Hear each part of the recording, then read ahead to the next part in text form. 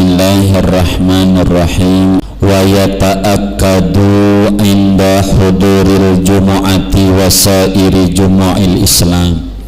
Dan muakkad sangat kuat kesunatan memakai minyak wangi ketika menghadiri salat Jumat dan seluruh perkumpulan-perkumpulan di dalam Islam. Wa qad kana Rasulullah sallallahu alaihi wasallam yuhibbuhu wa yuksiru minhu. Sesungguhnya adalah Rasulullah sallallahu alaihi wasallam mencintai wangi-wangian dan memperbanyak daripada wangi-wangian. Wa rubbama ru'iya bariqut tibi ala mafriqi ra'sihi. Kadang-kadang terlihat kilauan minyak wangi di belahan rambut kepalanya. Wa dzalika liyustanna bihi, yang demikian itu agar dijadikan sunnah dengannya. Wa illa, kalau tidak, faqad kana alaihi salamu lahu tibun fi jasadih. Sesungguhnya Nabi adalah Nabi alaihi salam, ada baginya harum pada jasadnya.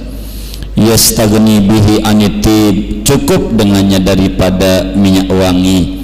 Hatta annahum kanu yajma'una araqahu fayatatayyabuna bih, sampai-sampai para sahabat itu mengumpulkan keringatnya Nabi, lalu membuat minyak wangi mereka dengan keringat itu. Wa yustahabu an yatatayyabar rajulu bima yadhharu rihuhu wa yakhfa launuhu. Disunatkan bahwa memakai wangi-wangian laki-laki dengan sesuatu yang keluar baunya dan tersembunyi warnanya. Wal mar'atu, adapun perempuan, bididdi dzalika, dengan lawanan yang demikian itu. Wa alaika bil ikhtirazi anin najasati kulliha, lazimkan olehmu menjauhkan diri dari najis-najis seluruhnya. Fa in asobaka minha syai'un ma'ar rutubati fabadir bighaslihi, jikalau menimpa padamu dari najis sesuatu serta basah, maka bersegeralah membasuh atau mencucinya. Wa idza asobatka janabatun, bila menimpa padamu oleh junub, fabadir, maka bersegeralah kamu bil igtisali, dengan mandi, fil hali, pada seketika. Fa innal junuba matrudun an hadratillah, karena bahwa orang yang junub itu terusir dari hadrat Allah Ta'ala. Walidzalika haruma alaihi lubsu fil masjidi wa tilawatil Qur'an, karena yang demikian itu haram atas orang yang junub diam di masjid dan haram membaca Al-Quran. Segini dulu.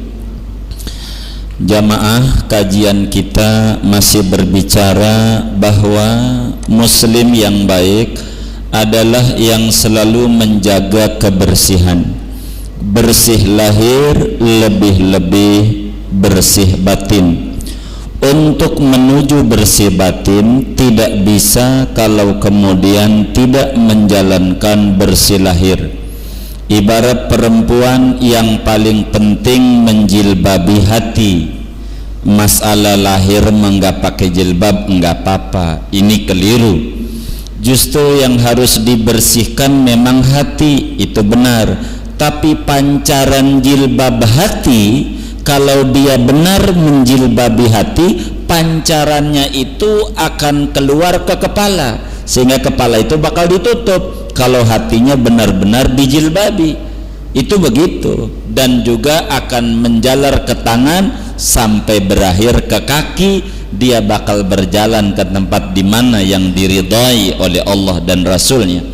Berbicara kebersihan, sampai Rasulullah Sallallahu Alaihi Wasallam itu suka menyisiri rambut. Rambut disisir. Kalau Nabi dibelah dua rambutnya. Panjangnya rambut Nabi itu separuh telinga. Ini segini. Nabi itu rambutnya segini, panjangnya segini. Itu Nabi rambutnya, jadi panjang sekali. Nabi itu segini rambutnya, jadi cakap. Nabi. Makanya ketika ada orang bilang mimpi ketemu Rasulullah, ini harus dicek, harus diuji. Memang Nabi bersabda, man ra'ani fil manam faka'annama ra'ani fil yaqadzah. Siapa yang mimpi ketemu aku dalam tidur, pastikan dia melihat aku dalam melek. Kayak begitu dah Nabi.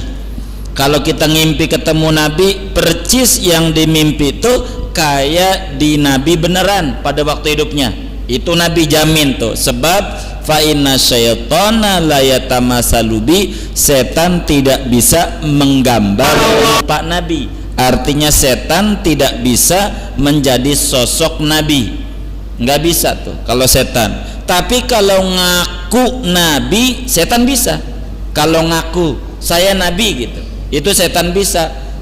Kalau ngegambar rupa Nabi nggak bisa.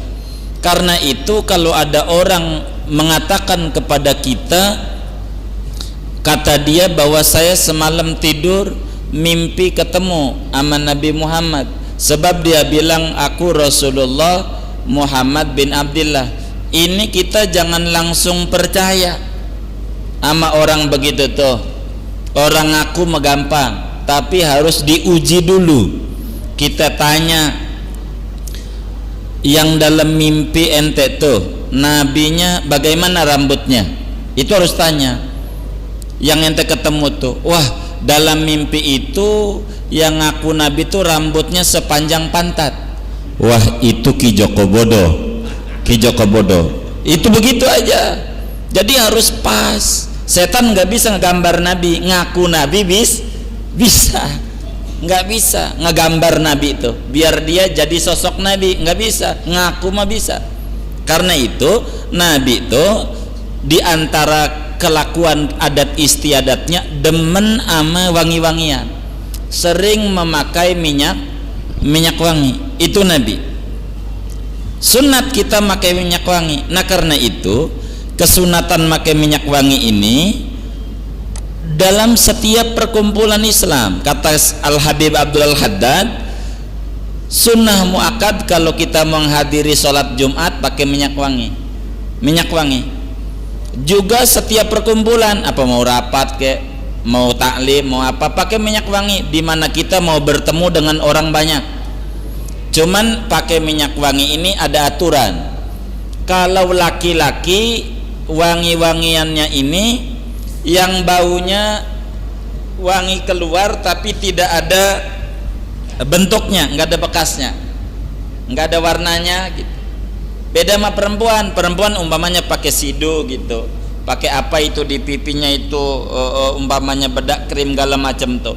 Kalau dia perempuan biar kelihatan bola-bola segala macam nggak apa-apa kelihatan, tapi jangan wangi. Kalau perempuan itu ajaran dalam Islam.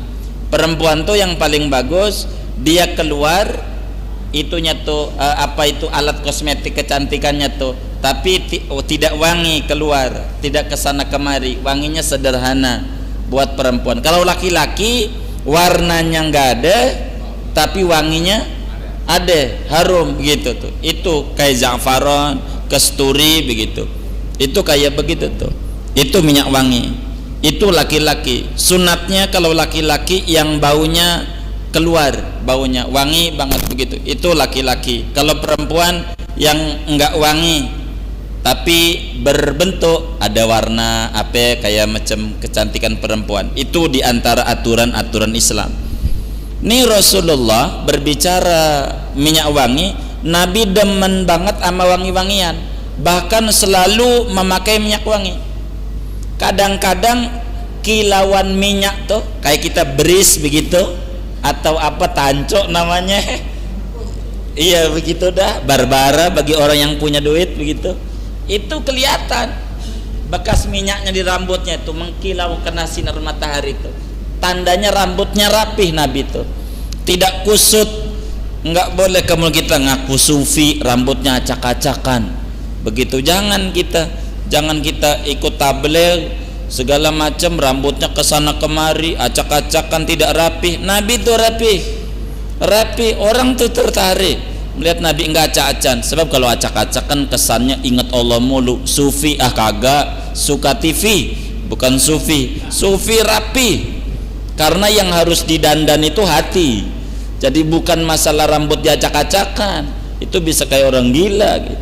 Jadi kita rapi. Nabi itu rapi. Nabi itu kalau di battle rambutnya belah dua kalau Nabi. Jadi begitu Pak. Jadi ada palahannya tengah tuh, enggak dibalik semuanya ke belakang. Jadi ketika jalan tuh mumbul begitu tuh rambutnya itu. Menarik sekali itu Nabi. Jadi pas jalan itu begitu tuh rambut. Dan sampai sini pertengahan kuping rambutnya Nabi. Ganteng sekali. Enggak kayak begitu.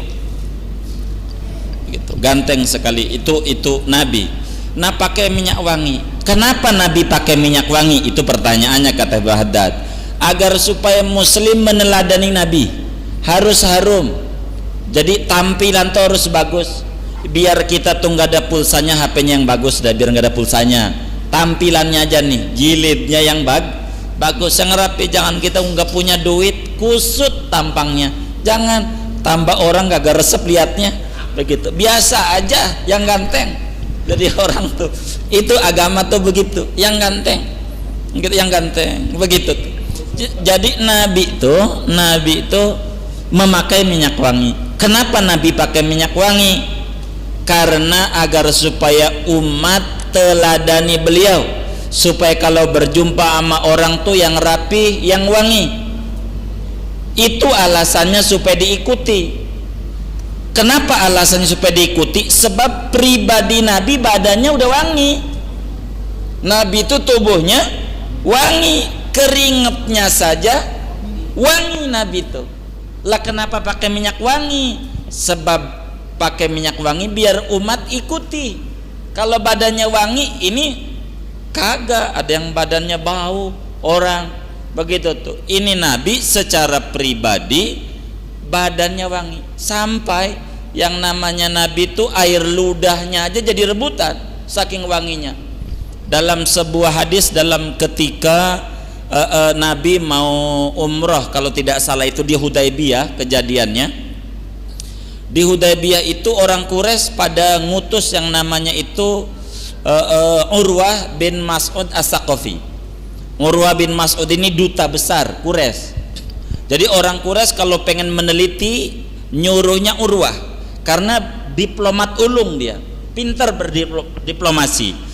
Sehingga pada waktu dia ke Yunani, ke Raja Najasyi, ke Hirokla begitu. Jadi ke Najasyi, ke Romawi, semuanya raja, ke Persia, dia diutus. Kalau mau jumpa sama orang tuh, pengen melihat sosok raja ini, raja Romawi, raja Persia, begitu tuh, sampai Raja Najasyi di Ethiopia, Afrika, itu begitu. Ini yang diutus oleh orang Quraisy, orang kafir tuh, namanya Urwah bin Mas'ud As-Saqafi. Nah, ketika orang Quraisy itu pada bingung, kenapa orang pada ikut Muhammad timbang anak yatim Abi Thalib, anak baru kemarin, kenapa dia ikut dia? Nah, pada waktu Nabi di Hudaybiyah itulah Urwah bin Mas'ud As-Saqafi ini diutus untuk ngintip Muhammad itu kayak apa sih, begitu. Pada waktu dilihat, bingungnya setengah mati ketika Urwah ketemu Nabi. Dalam bahasa Urwah, ungkapannya, kata Urwah bilang, lama wajahatil Quraisyu, kata Urwah, tatkala orang Quraisy itu mengutus aku untuk melihat sosok Muhammad, pada waktu aku lihat aku kaget. Kata Urwah, kenapa kaget? Fa wallahi laqad wafadtu ila Kisra wa Kaisara wan Najasyi fama ra'aitu malikan yu'azzimuhu ashabuhu kama yu'azzimu ashabu Muhammadan sallallahu alaihi wasallam. Kata Urwah, demi Tuhan, aku sering menjadi duta bagi orang Quraisy. Aku sering menemui Raja Najasyi, Raja Romawi, Raja Persia. Saya datang semuanya ke raja-raja itu. Laqad wafadtu ila Kisra, saya datang ke Raja Kisra. Kisra itu Raja Persia. Wa Kaisara, dan Kaisar Romawi. wa Najasi, dan juga Raja Najasi Ethiopia.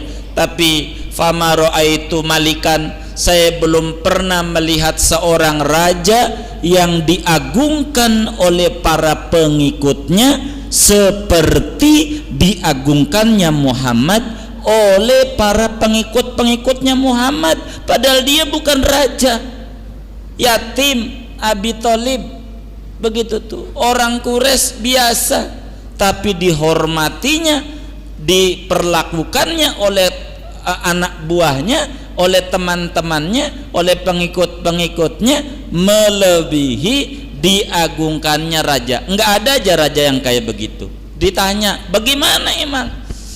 Pada waktu laporan itu kepada orang Quraisy, dibilang, ma tanakhama nukhamatan illa waqa'at fi yadi sahibi fadalaka biha wajhahu wa jasada. Tidaklah kalau Muhammad itu berludah, Muhammad kalau berludah, belum pernah ludahnya Muhammad itu jatuh ke tanah. Selalu ludahnya Muhammad itu jatuh ke tangan para pengikutnya, para sahabat-sahabatnya. Sudah jatuh di tangan, kemudian digosok-gosok itu tangan, diusapin di wajah dan di tubuh para pengikutnya. Ndak ada raja yang kayak begini diperlakukan oleh menteri-menterinya dan pengawalnya. Ludahnya jadi rebutan. Sampai SBY belum pernah kita dengar itu, sampai sama menteri-menteri itu mau yang mau dipecat kayak Pak Tifatul Sembiring tuh, orang PKS pada mau dipanggil-panggilin, kagak juga. Sama ludah SBY begitu-begitu, enggak ada kayak Nabi itu. Rebutan ludahnya sampai kayak begitu, rebutan ludahnya Nabi. Emang ludahnya Nabi bagaimana? Ya tentu tidak seperti kita bau jengkol begitu. Ludahnya Nabi wangi sekali, wangi sekali, sampai kata Sayyidina Anas ibn Malik yang ngikutin Rasulullah 10 tahun lebih, dia ikut Nabi itu, kata dia baju yang sudah kena ludahnya Nabi dicuci 7 kali cucian masih wangi itu baju, melebihi minyak-minyak yang dijual di Arab. Boleh Pak Jibuyung kalau nanti umroh beli minyak namanya Hajar Aswad, namanya Hajar Aswad. Minyak Hajar Aswad itu minyak termahal, minyaknya namanya Hajar Aswad. Yang jual cuman yang punya hak paten suku Quraisy, keluarga besarnya Nabi. Nggak bisa orang lain paten minyak Hajar Aswad. Itu minyak buat meminyaki Hajar Aswad. Itu yang jual mesti ada tulisannya Al-Quraisy, Quraisy tokonya. Kalau nggak itu palsu berarti. Udah begitu aja. Jadi kalau kita beli minyak Hajar Aswad, aitir Hajar Aswad, tanya inta Quraisy, begitu, itu udah takut dia. Wah, berarti orang ini ngerti, ente suku Quraisy, begitu. Artinya keturunannya, karena hak patennya di dia. Nggak bisa itu minyak Hajar Aswad itu. Itu minyak Hajar Aswad mahal, jutaan lah, 2 juta 3 juta sebotolnya itu. Botolnya tempatnya Hajar Aswad, gambarnya botolnya itu lebih dari itu. Yang minyak yang dipakai sama Habib tuh, yang Habib kabur udah kemana masih wangi aja. Itu tuh yang kayak begitu tuh, kan udah hebat, orangnya udah kemana itu masih wangi. Nih Nabi kayak begitu, Nabi. Jadi kalau ada sahabat berpapasan dengan Nabi, baru berpapasan saja pulang ke rumahnya, bininya nanya, bang beli minyak wangi dari mana? Abang nih badannya wangi. Oh enggak pakai minyak wangi. Kok wangi? Oh saya berpapasan dengan Rasulullah. Tuh hebatnya Nabi, badannya sudah wangi, tapi kenapa Nabi pakai minyak wangi? Agar supaya umat nyontoh, hidupnya harus rapi, harus wangi. Itu begitu. Kata Al-Baghdad, wa dzalikal yustan nabi wa illa faqad kana alaihi salam lahu tibun fi jasadi. Nabi itu wangi, ludahnya wangi, badannya wangi, keringatnya. Berapa banyak sahabat rebutan keringat Nabi, wangi keringatnya. Itu Nabi, badannya itu. Bahkan ada kalanya buat obat yang namanya Ummu Sulaim. Nabi lagi tiduran. Pada waktu Nabi tiduran, Nabi berkeluar keringatnya dimasukin di botol, dicecepin keringatnya. Itu keringat Nabi. Kalau kata orang-orang Wahabi dan Salafi syirik, tapi hadisnya ada di dalam kitab Bukhari, di dalam Adabul Mufrad, sahih hadisnya. Itu begitu. Yang namanya Nabi kerebutan ludahnya, yang namanya Nabi sama Ummu Sulaim itu keringatnya diambilin. Nabi sampai bangun, ada apa ini? Ummu Sulaim, apa-apaan kau? Enggak, saya ngambilin keringat engkau, minta berkah dari keringat engkau buat anak-anak kami biar cerdas. Apa jawabnya Nabi? Asobti, ente bener, kagak syirik ente, kagak begitu. Tuh orang-orang tuh begitu sama Nabi. Nabi demen sama wangi-wangian, pakai minyak wangi agar supaya umat nyontoh. Kalau tidak itu alasannya pribadi Nabi sudah wangi. Buat apa pakai minyak wangi Nabi? Wong badannya udah wangi. Buat umat biar nyontoh bahwa kita kalau mau bertemu dengan orang, mau kita berjumpa dengan Allah dalam ibadah, haruslah kita dengan pribadi yang wangi, badan yang wangi, iya tentu hati pun juga dengan bersih dan wangi.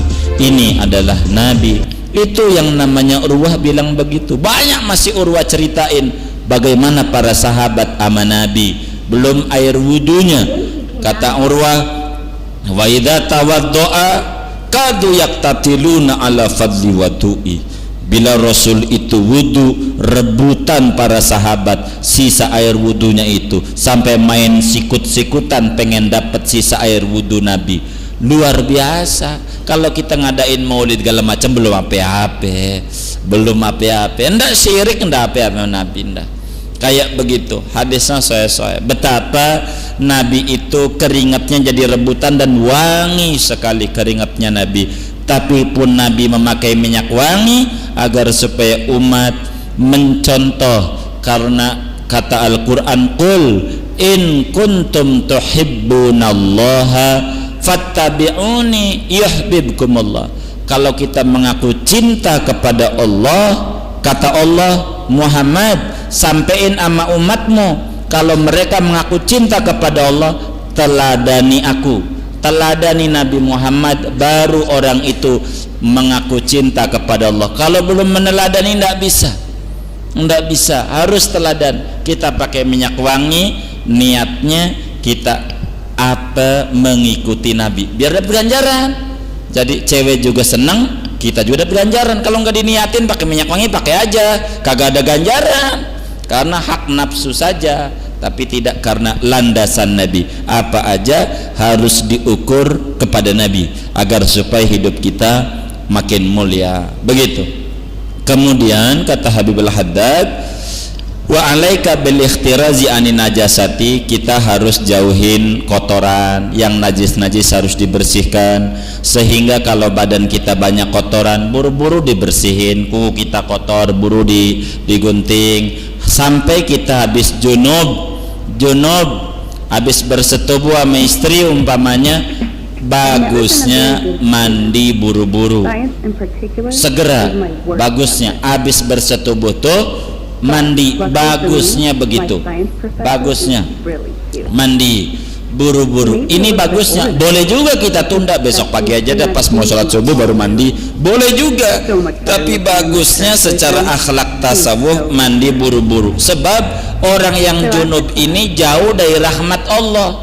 Tandanya orang junub kagak boleh baca Quran, haram. Kalau kita junub kagak boleh kita duduk di masjid, itu tandanya jauh dari Allah. Biar buru-buru suci, maka mandilah biar tidak putus hatinya hubungan dengan Allah. Paling tidak kalau enggak keburu mandi atau dingin sekali, paling tidak kita bersihin bercak-bercak sperma yang ada di zakar itu dan berwudu. Sebab makruh kita tidur sebelum wudu. Kalau habis junub, dalam keadaan junub tuh makruh wudu dulu, bersihin bercak. Sebab orang Allah udah atur, ini nih udah ada apa ya, settingan Allah tuh bagus. Orang habis bersetubuh itu, mohon maaf, yang nama sperma itu lengket, itu bakal dibersihin sama minyak pelumas pembersihnya itu namanya kencing. Orang habis bersetubuh ke kamar mandi mesti kencing. Itu membuang kotoran, sisa-sisa sperma yang ada di saluran zakar ini agar supaya tidak timbul yang disebut penyakit apa namanya? Prostat. Itu begitu. Jadi udah jauh-jauh hari Nabi itu ajarkan wudu dulu. Paling tidak kalau kita udah wudu kemudian tidur, andai meninggalkan enggak dalam keadaan junub, kan kita enggak bisa jagai nyawa kita. Karena itu kalau mau tidur habis bersetubuh wudu dulu. Begitu juga mau makan habis bersetubuh, lapar juga nih pengen makan, wudu dulu. Begitu juga mau minum wudu dulu, termasuk mau naik ke ronde kedua jangan langsung tapi wudu dulu. Ini yang diajarkan oleh Nabi kepada kita. Jadi betapa muslim itu harus betul-betul menjaga higienis, kebersihan, bersih lahir dan bersih batin. Memang sang Nabi mengajarkan kepada kita kebersihan. Bahkan dalam beberapa sabdanya Nabi katakan bunya hadatin ala nadhafah, Islam dibangun di atas kebersihan. Karena itu muslim yang baik, muslim yang menjaga kebersihan dan kebersihan, khususnya kebersihan batin yang bakal menular dampak positifnya kepada kebersihan lahiriah. Kurang lebih sekelumit daripada kajian petang hari ini yang kita bisa sampaikan. Ada yang ditanya mungkin dari materi ini atau di luar materi ini sebelum doa dipersilahkan. Wallahu a'lam bishawab.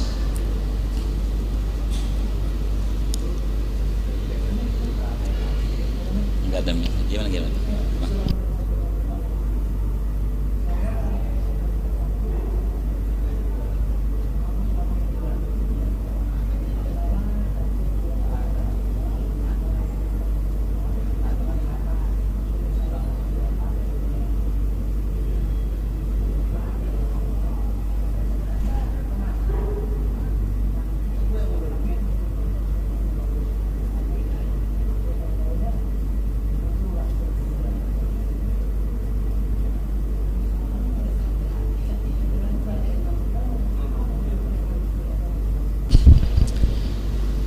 Jadi pada waktu Ummu Salamah ini punya laki namanya Abu Salamah.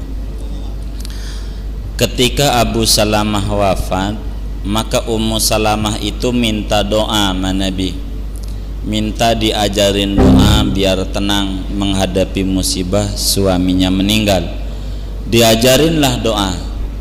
Awalnya tuh saya lupa itu, ujungnya itu wakhlufli khairan minhu. Ujungnya Allahumma jurni fi musibati wakhlufli khairan minhu. Ini minta doa Ummu Salamah sama Nabi, doa menghadapi musibah. Yang bahasa Indonesianya, ya Allah berikan ganjaran pahala yang besar terhadap musibah yang menimpaku, dan gantilah dengan ganti yang terlebih baik daripada suami saya itu. Ini doa dibaca-baca oleh Ummu Salamah, terus dibaca sampai akhirnya dengan kekuatan doa dan keyakinan yang kuat dari Ummu Salamah bahwa dia minta diberikan ganjaran pahala dari musibah yang menimpanya serta diganti dengan gantian yang lebih baik.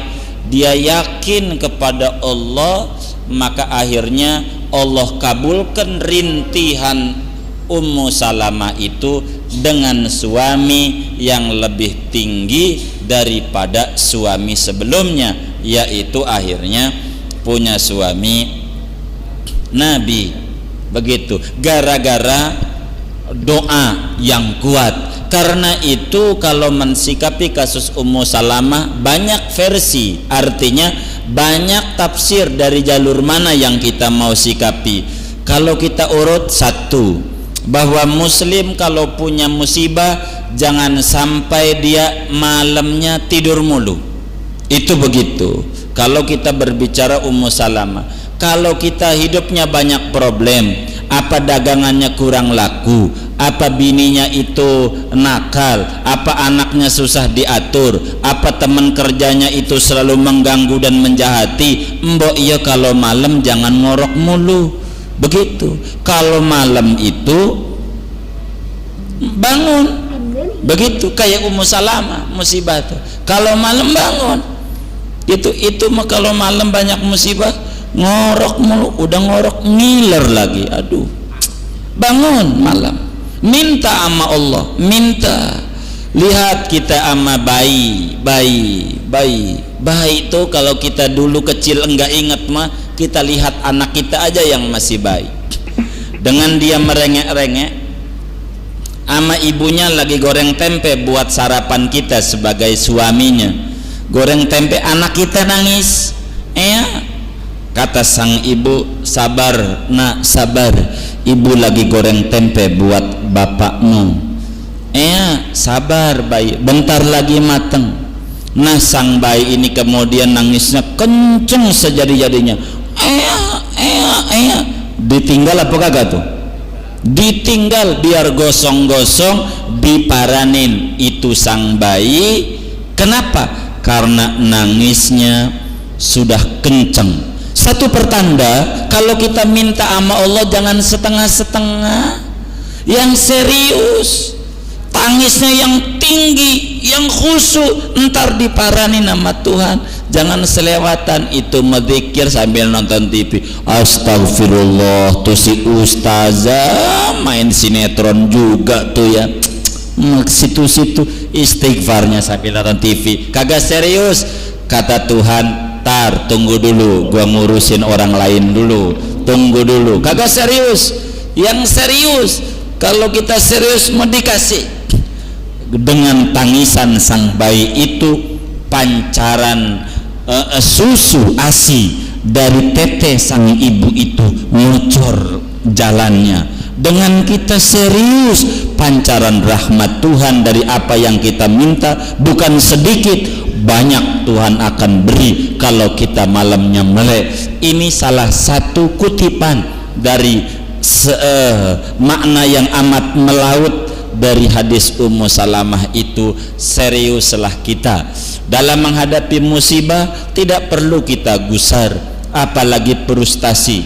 Sebab kalau kita mendapat musibah kemudian kita itu tidak sabar, cilaka 12 kalau kita tidak sabar.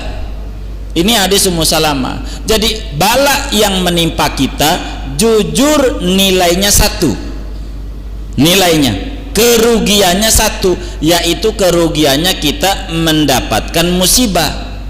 Kalau kita enggak sabar maka kerugiannya 2.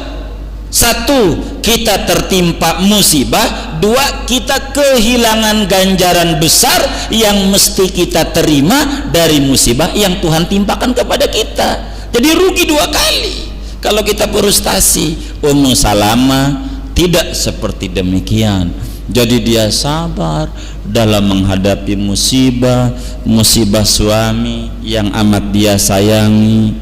Ternyata kita sebagai manusia tidak bisa jaga. Jadi masih banyak. Nah kalau Ummu Salamah melihat sosok Rasulullah, bukan Ummu Salamah aja, semua orang melihat sosok Rasulullah itu semuanya tertarik, pengen untuk dinikahi sama Nabi. Tapi Nabi menikahi orang tidak semau-maunya, harus sesuai dengan petunjuk dan arahan dari arahan-arahan ilahiyah. Jadi Nabi menikah tidak berdasarkan nafsu, tapi berdasarkan petunjuk ilahiyah. Ummu Salamah berdoa, Tuhan gantikan suamiku itu dengan suami yang paling bagus dari suami saya yang meninggal. Terus aja, tapi dalam hatinya yang dibayangi Nabi. Kan Allah kabulin juga yang kayak begitu tuh, Allah kabulin juga. Akhirnya Allah gerakkan hati Nabi sampai akhirnya mau sama Ummu Salamah. Kata Ummu Salamah, pas doa yang saya minta dari Nabi, ternyata manjur banget buat meletnya ini. Begitu kata Ummu Salamah, dapat Rasulullah dapat masih banyak. Coba bagaimana mensikapi Ummu Salamah? Banyak sekali hadis-hadis dari Ummu Salamah ini, bagaimana sikap-sikap beliau kepada Nabi yang amat sangat luar biasa. Dia dari kelompok Bani Umayyah, dia sukunya itu Ummu Salamah. Kalau lebih begitu bang, gitu. Wallahu a'lam.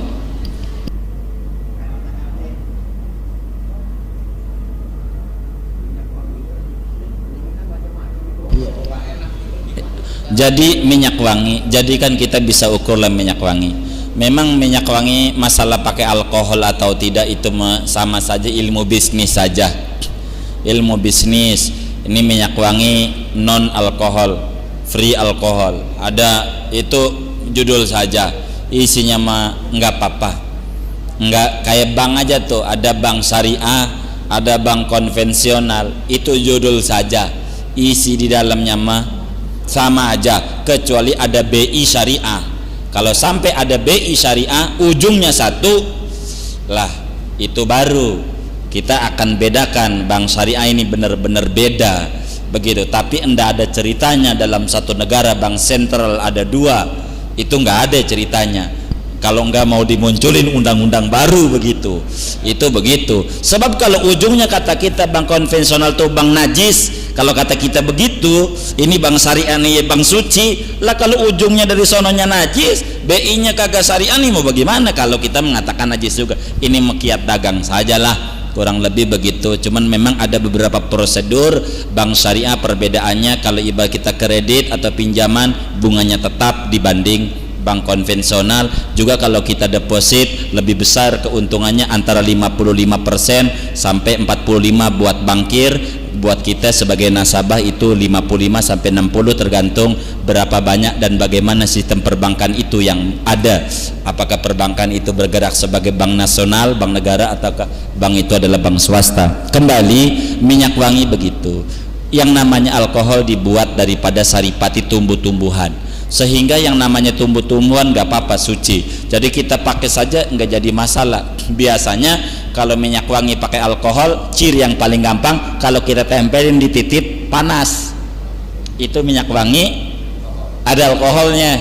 Kalau kena titik panas, itu berarti ada alkoholnya, perih gitu.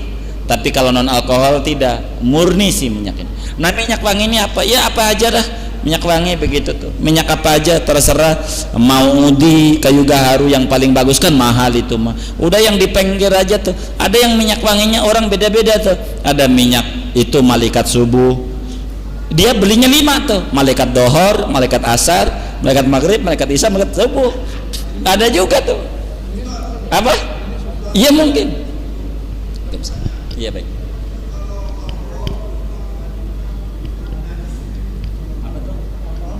Iya baik. Jadi iya baik.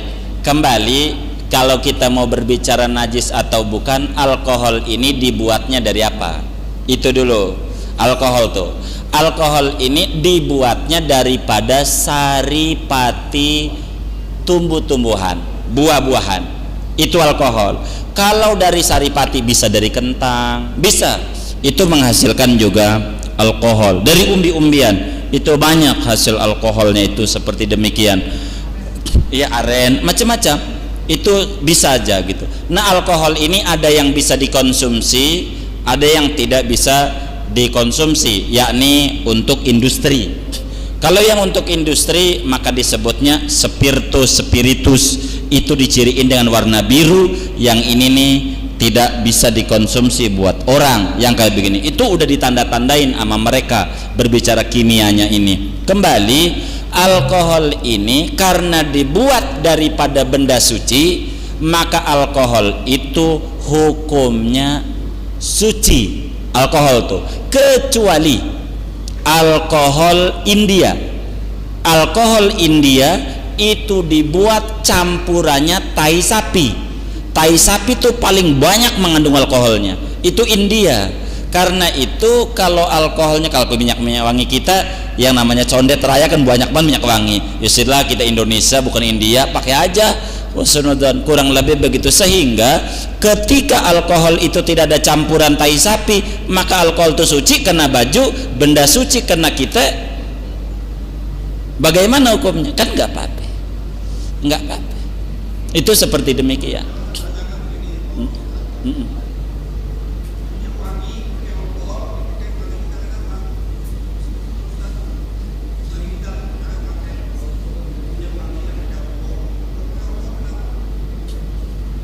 Kenapa tuh? Iya, iya. Terus kenapa tuh maksudnya?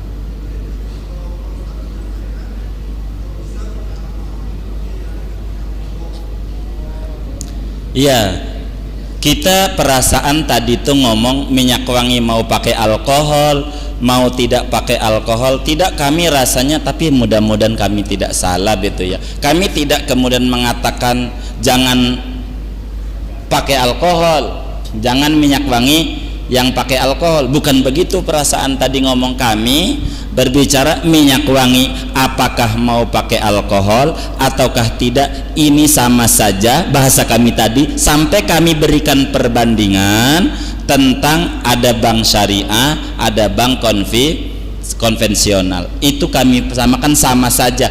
Kenapa kami katakan sama saja? Alkohol ini yang kami jabarkan, alkohol itu terbuat daripada benda suci. Karena terbuat dari benda suci, kalau kena badan enggak apa-apa, kena badan, kecuali alkohol buatan India. Itu campurannya tai sapi. Karena tai sapi itu hukumnya najis, hukumnya najis. Karena itu kalau kita pakai itu maka kita bakal jadi najis. Kurang lebih begitu. Enggak apa-apa mau ada alkohol. Karena itu yang kami katakan tadi, mau pakai alkohol mau tidak, ini sama aja. Cuman bedanya yang kami katakan kalau kita pakai alkohol itu minyak wangi, ciri yang paling gampang kalau kena titik panas, perih, itu cirinya ada alkoholnya. Cirinya begitu aja yang paling gampang, begitu tuh, paling gampang begitu. Jangan titik orang, titik kita, begitu tuh, cirinya begitu. Ini kalau kita pengen membedakan. Kalau kemudian yang 10.000 di pasar itu, ya itu sih semuanya campuran. Sebab kalau nggak dicampurin rugi 10.000. Pengen yang paten nggak bisa. Maka yang kayak macam minyak Hajar Aswad, odil fakhir, mukhallat, yang kayak begitu tuh, itu mahal. Emang mereka botolnya juga tempatnya tuh rapi, bok gede, isinya segini doang. Ya itu memang seperti demikian. Jadi masalah pakai alkohol atau tidak sama aja, maksud kami begitu. Boleh saja karena alkohol itu terbuat daripada tumbuh-tumbuhan. Jadi bukan dari najis, kurang lebih begitu. Enggak apa-apa, kena badan kita boleh saja.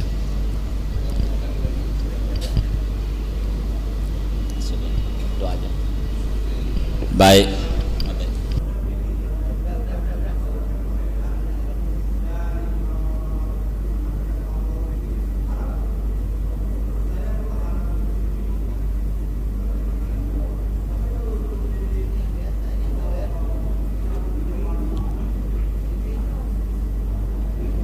Kalau kemudian di masyarakat itu ada yang berpikiran seperti demikian, minyak wangi non alkohol haram segala macam, tugas kita mendoakan agar supaya mereka belajar dengan benar, bukan mendengar tapi duduk di majlis ilmu. Bukan dia belajar dari syekh Facebook atau syekh Google belajarnya, tapi dia duduk.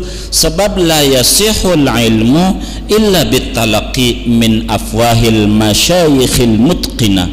Ilmu tidak representatif melainkan manakala didapat lewat duduk di majlis ilmu. Bukan kita baca-baca di internet, bukan kita baca-baca di Google di mana, tapi duduk. Yakin kalau orang itu duduk dia akal bisa faham. Kalau sampai di luar sana ada yang begitu, tugas kita doain biar dia jangan meninggal dulu sebelum mendapatkan ajaran-ajaran agama yang bagus, yang benar. Tugas kita begitu. Karena kalau kita ngaji ngurusin orang lain, Sementara orang lain tunggang ngaji juga kan susah juga kita. Karena itu masih lebih baik kita ngaji, ngurusin jiwa kita aja, kita sebarkan kepada anak dan istri kita. Kalau itu sudah kepada tetangga kita, kepada RT kita, yakin ajaran Islam itu pelan-pelan akan menyeluruh kepada seluruh umat sesuai dengan janji bahwa Islam adalah rahmatan lil alamin. Wajar saja kalau ada yang mengatakan alkohol itu adalah haram, wajar saja, mungkin saja karena melihatnya buat dikonsumsi, khawatir pakai minyak wangi, boleh saja. Tapi karena mereka tidak mentafsir, tidak memperinci mana yang buat industri, mana yang buat ini dan mana yang buat ini, enggak jadi masalah. Memang hukum alkohol ini berbeda. Banyak ulama-ulama kita juga yang mengatakan alkohol itu najis. Boleh saja karena mereka itu belum menguji secara kimiawinya ini dari mana. Boleh saja yang kayak begitu, seperti ada orang mengharamkan Facebook karena dia dengar doang begitu dan lain sebagainya, belum diuji ini apa.